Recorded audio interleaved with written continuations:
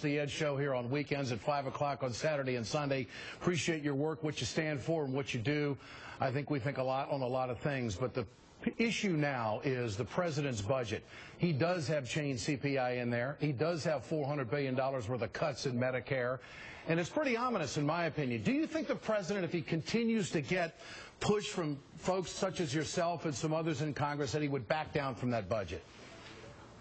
Well, don't tell anybody, Ed, but I think we're going to beat the president on this. I think we're in the process not only of rallying people in the United States Congress, but all over this country who understand several facts. Number one, when the middle class is disappearing and the gap between the rich and everybody else is growing wider, you don't assault the middle class by cutting Social Security and benefits for disabled veterans. And the second point that the American people understand is that Social Security has not added one nickel to the deficit, has nothing to do with deficit reduction. In fact, Social Security today has a $2.6 trillion surplus, is paid for independently by the payroll tax, and what we should be doing is, in fact, lifting the cap on taxable income for Social Security so that it's strong for the next 75 years, not cutting it. Senator, where would you put the cap? What you do is you lift the cap is now at $113,000. Yeah.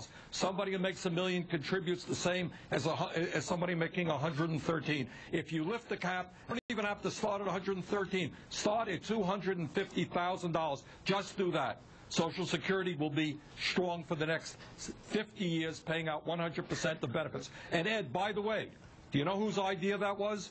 During the 2008 campaign, a guy named Barack Obama. We want to remind him of that. Well, why has he done this reversal, in your opinion? Or is he just trying to get a deal with the Republicans? Because, Senator, I've been around the country the last couple of months. I've been in front of a half a dozen crowds, and I can tell you there's no appetite for this. In fact, there is a rousing support against this budget to even get it into the conversation and onto the table. So what's the message? Well, Ed, clearly this is really bad public policy because you're going after people who are already hurting. But I think, as you've indicated, it is terrible politics as well.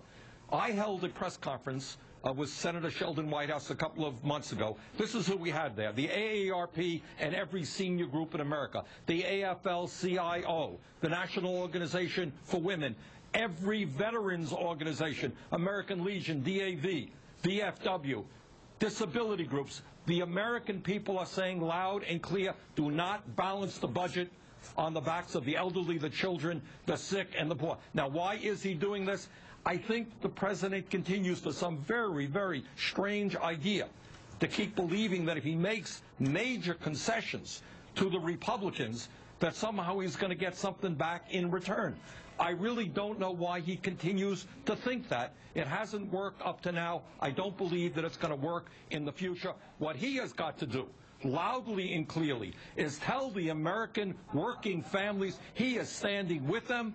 He's going to take on the Republicans. He's going to take on the big money interests. And by the way, Ed, on all of these issues, we have the vast majority of the American people on our side. We can win these fights. We put these guys on the defensive. Well, that is a key point.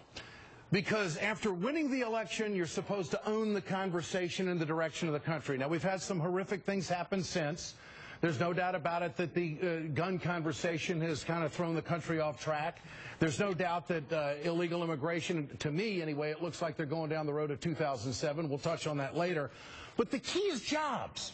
It's jobs and health care, and it's middle-class families, because that's what the president ran on. And now he puts out a budget that goes right after the very people that put him in office. I don't get it.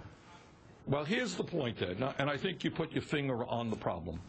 Look, the president has done a strong and good job in dealing with issues like gay rights. Yeah. He has done a good job on dealing with gun control.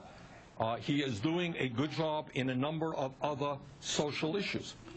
But on economic issues, which at the end of the day impacts tens of millions of families, it is whether people can live in dignity and security, or whether they're going to have to live with despair and severe tension every single day about putting food on the table, about whether their mothers and dads can afford prescription drugs, or whether their kids can go to college. On those issues, we have to be honest and say the president has not been strong.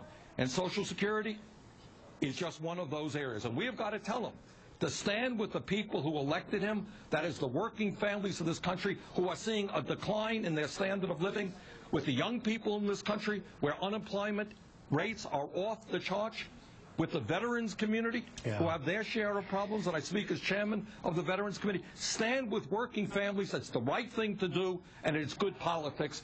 Help us take on the big money interest so that this country doesn't end up to be an oligarchic form of society where a handful of families like the Koch brothers own the economics and the politics. There is a moral component to all of this as well. Senator Bernie Sanders, great to have you with us on the First Ed Show as we return to MSNBC. Thanks so much. I appreciate it. Thank you, Ed. You bet. The fleece is off. Chris Christie is back to showing his true colors. The Rapid Response panel weighs in, and later, the dark side rides again.